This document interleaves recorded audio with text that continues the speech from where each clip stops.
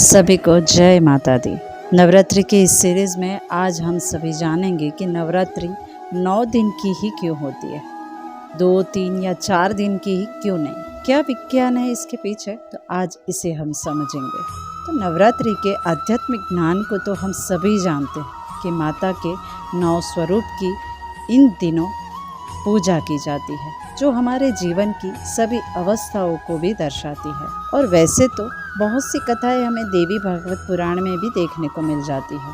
असुरों का वध करने के लिए माता ने नए नए स्वरूप धारण कर उनका मर्दन किया था, यानी अधर्म पर धर्म की विजय का पर्व नवरात्रि माना जाता है। लेकिन हमारी भारतीय सनातन संस्कृति में सभी त्यौहार मानवीय सुरक्षा के लिए बनाए गए हैं। उनमें से नवरात्रि पर्व भी आता है, जो सूक्ष्म शरीर की शुद्धि के साथ साथ स्थूल शरीर की भी शुद्धि करता है। इस नवरात्रि के पर्व के साथ हमारा आयुर्वेद जुड़ा हुआ है और माता का नव दुर्गा स्वरूप हर एक औषधि को भी बताता है, जिसका सेवन शरद ऋतु में करना लाभदायी होता है और समस्त रोगों से हमारा रक्षण करती है। यह सभी औषधियाँ कवच का कार्य करती है, जिसके सेवन मात्र से हम स्वस्थ और निरोगी शरीर को प्राप्त करते हैं। तो आइए समझते हैं उन सभी औषधियों के बारे में। तो नव दुर्गा का प्रथम रूप शैलपुत्री है, जिसे हम हिमावती यानी पर्वत का ही जो एक रूप है। आयुर्वेद में इसे हरण या हरितिका भी कहा जाता है, जो आपके शरीर के लिए अमृत के समान होती है। माता का द्वितीय स्वरूप ब्रह्मचारिणी है, जो हमें ब्रह्म का आचरण करना सिखाती है और आयुर्वेद में ब्राह्मी को ब्रह्मचारिणी कहा गया है। ब्राह्मी स्मरण शक्ति को बढ़ाती है, आपके स्वर को शुद्ध करती है, जो आपके रक्त को शुद्ध करती है, जिससे आपकी मानसिक शक्ति बढ़ती है। माता का तीसरा स्वरूप चंद्रघंटा है, जो हमें मन को नियंत्रण कैसे करना चाहिए ये सिखाती है।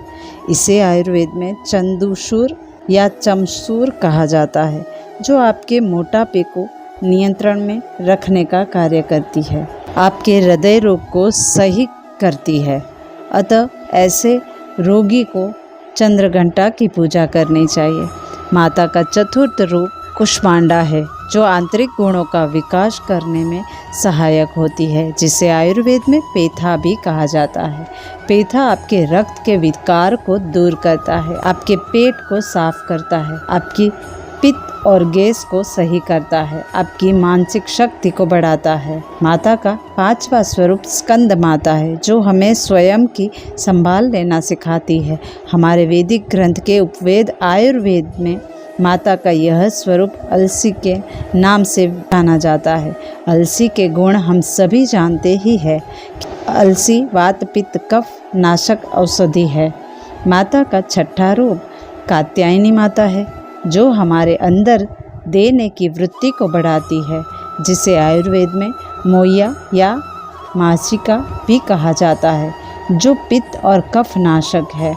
माता का सप्तम रूप कालरात्रि माता है, जो हमें समय का सदुपयोग करना सिखाती है, जिनको आयुर्वेद में नागदौन के रूप से भी जाना जाता है, जो मन और मस्तिष्क के सभी विकारों को दूर करती है। माता का अष्टम रूप महागौरी है। माता का यह रूप हमें आत्मज्ञान की प्राप्ति कराता है, जिनका आयुर्वेद में तुलसी का स्वरूप है। तुलसी सभी प्रकार के रक्त को साफ करती है। माता का नववा स्वरूप सिद्धिदात्री है, जो हमें सभी इच्छाओं की प्राप्ति कराती है, जो आयुर्वेद में शतावरी के नाम से माता विद्यमान है। शतावरी बुद्धि बल को प्रदान करती है, मानसिक बल देने वाली है, जो पित्तनाशक है। तो इस प्रकार से 9 औषधि के रूप में माता के स्वरूप बताए गए हैं, जो हमारे स्वास्थ्य को भी सही करते हैं। और इसके साथ हम 9 दिन तक व्रत उपवास भी करते हैं, जिससे हम कछुए की भांति हमारी सभी इंद्रियों को संकुचित कर सके और जिसके कारण हमें लंबा आयुष्य प्रदान हो। और 9 दिन व्रत उपवास करने से हमारे पाचन तंत्र की शुद्धि हो सके और क्योंकि इन दिनों पित्त के प्रकोप के कारण आहार करना आयुर्वेद में वर्जित बताया गया है। जितनी हो सके उतनी शीतल प्रकृति की चीज़ें और सात्विक चीज़ें लेने का विधान मिलता है।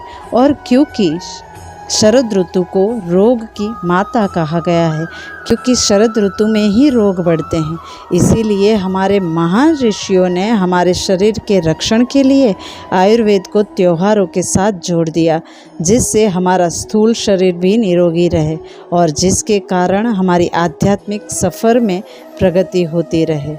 इसीलिए इन दिनों में यज्ञ, हवन, जप, तप, ध्यान का भी महत्व ज़्यादा होता है।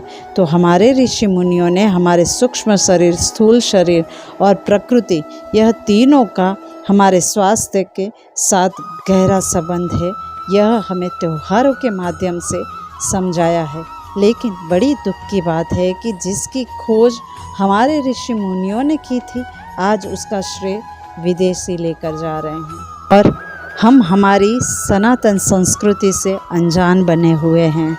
हमें हमारी सनातन संस्कृति के त्योहारों का विज्ञान को समझकर उस त्योहारों को मनाना चाहिए, उस पर्व को पूरे हर्षोल्लास के साथ और पूरी समझ के साथ मनाना चाहिए।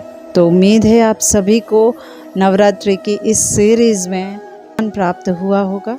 तो मिलते हैं अगली बार एक और नए ज्ञान के साथ। तब तक खुश रहिए, स्वस्थ रहिए और अपनों का ख्याल रखिए। धन्यवाद। अस्तु।